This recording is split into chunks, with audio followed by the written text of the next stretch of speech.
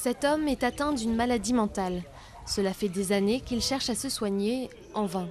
Désespéré, il a fini par se réfugier dans ce mausolée du nord-est de l'Afghanistan. Ici, les gens sont convaincus qu'une dose de versets islamiques et des chaînes solides peuvent servir de remède. Je suivais un traitement médical depuis 2 ans. Je suis allé voir des médecins à Kaboul et ailleurs, mais je ne guérissais pas. Alors je suis venu ici. Je suis guéri maintenant. Ils ne me donnent à manger que du pain et du poivre noir. Ils ne me donnent rien d'autre. Voilà à quoi sont réduits les malades atteints de troubles psychiques en Afghanistan. Manque de sensibilisation et d'infrastructures adaptées, ils sont obligés de se réfugier dans des grandes mosquées où, en guise de soins, on les attache au mur pendant 40 jours, sans sanitaire ni suffisamment de nourriture. Tout est fait par Dieu. Si Dieu ne veut pas que quelqu'un guérisse, personne ne pourra le soigner.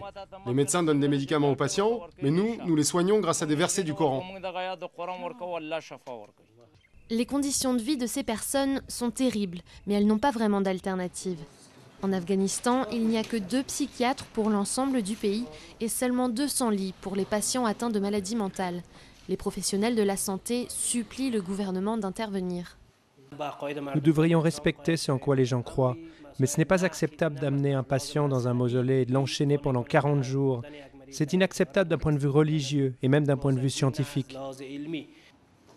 Selon l'Organisation mondiale de la santé, plus de 60% des Afghans souffrent de stress et de maladies mentales, des troubles psychiques liés au conflit qui ravage le pays depuis 30 ans. Mais le gouvernement a déjà trop à faire et la situation de ces malades continue d'être ignorée.